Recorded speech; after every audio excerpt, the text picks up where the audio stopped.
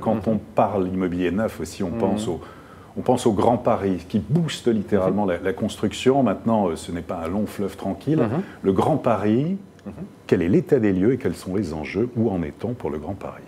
Alors, le Grand Paris, c'est quoi? C'est d'abord le Grand Paris Express. C'est un projet de métro automatique qui va se réaliser. C'est 4 nouvelles lignes, 15, 16, 17, 18.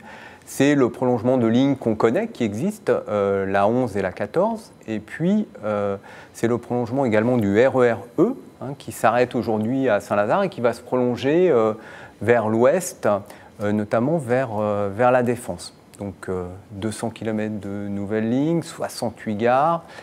Ce qu'il faut retenir, en fait, au-delà de cette accumulation de chiffres, c'est que ce que ça va changer dans la vie quotidienne des gens, eh bien, pour ceux qui habitent la région parisienne, c'est circuler plus rapidement. Prenons un petit exemple. Je ne sais pas si on voit bien sur cette carte. Carte du Grand Paris Express. Regardez, à l'ouest, il y a une ville, ici les Moulineaux, qui aura une station sur la ligne 15 Sud, c'est un peu au sud.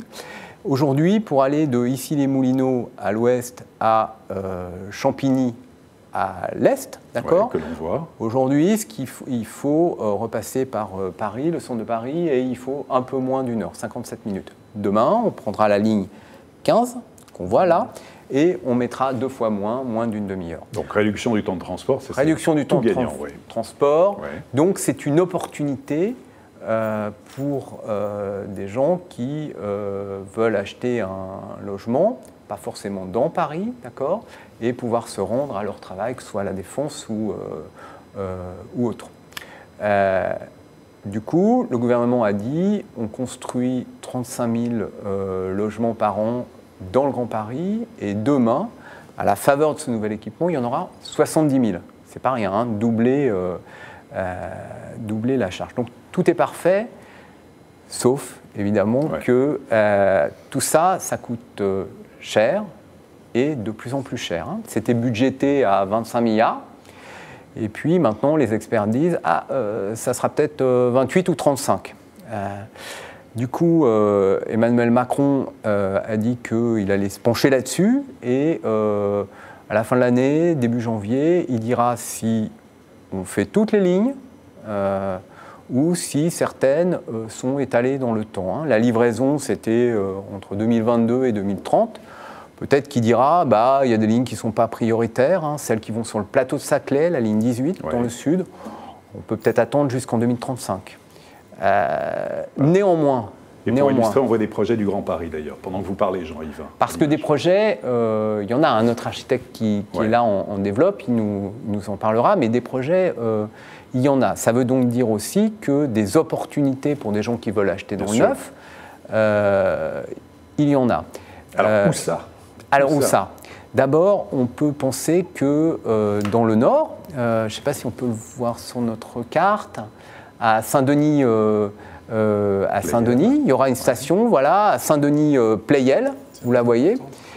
Eh bien, il y aura pas mal de lignes qui vont se croiser, la ligne 14, la ligne 15, la ligne 16, la ligne 17. Bref, il y aura ce sera un hub où on pourra aller en étant localisé autour de cette gare dans plein d'endroits dans Paris, en banlieue, un peu comme quand on est à Châtelet.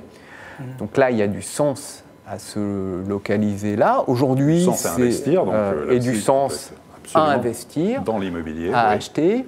Aujourd'hui, il y a des programmes qui sont aux alentours de 5 000 €. Pour y vivre, ça veut dire quoi? Ça veut dire que si vous changez de travail et que vous allez travailler à l'Est alors que vous travaillez à l'Ouest, c'est jouable. Donc c'est une véritable opportunité. Après, on va descendre et regarder un petit peu les opportunités qu'il peut y avoir au sud. Et juste, oui, Jean-Yves, notamment les notaires parisiens indiquaient qu'il y a une différence énorme dès qu'on passe le périphérique entre typiquement la Porte de la Chapelle, où nous sommes à 6 500 € du mètre carré, et Aubervilliers à 3 000 € du mètre carré, il y a des écarts absolument énormes. Là aussi, pour un investisseur dans l'immobilier, il peut se dire qu'à terme, c'est un bon placement aussi à faire. Oui, tout à fait, parce que le raisonnement que je viens de tenir pour un propriétaire qui y habite, la praticité, la liaison avec les grands centres d'affaires, la Défense, où il y a beaucoup de bureaux, ça reste la même pour un locataire. Donc l'investisseur trouvera des locataires, a priori, relativement facilement dans ces lieux qui sont très bien desservis. Alors, sur le sud. Ouais, le sud. Sur le sud, on voit la carte là. Pourquoi on s'intéresse au sud? Parce que cette ligne 15 sud, les travaux ont commencé. Les Ardoines, qui est entourée à l'image, oui. Les travaux ont commencé, c'est-à-dire qu'on est sûr qu'elle va être construite, on est sûr qu'elle sera livrée dans les temps, en 2022. Et là aussi, il peut y avoir des opportunités. Alors, j'ai sélectionné les Ardoines, pourquoi? Parce que j'y suis allé, en fait.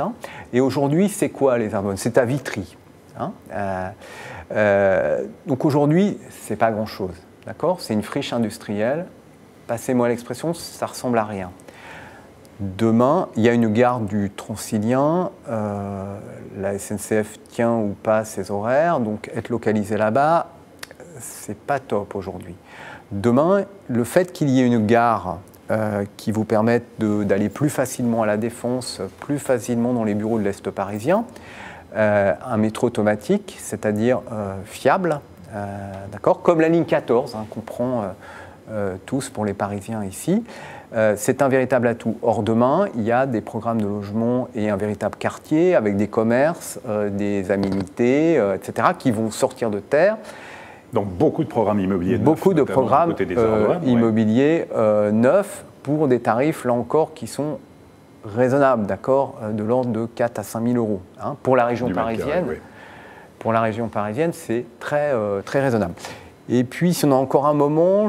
Pour terminer, oui. Pour terminer, toujours sur cette ligne, à Issy-les-Moulineaux, où il y aura également...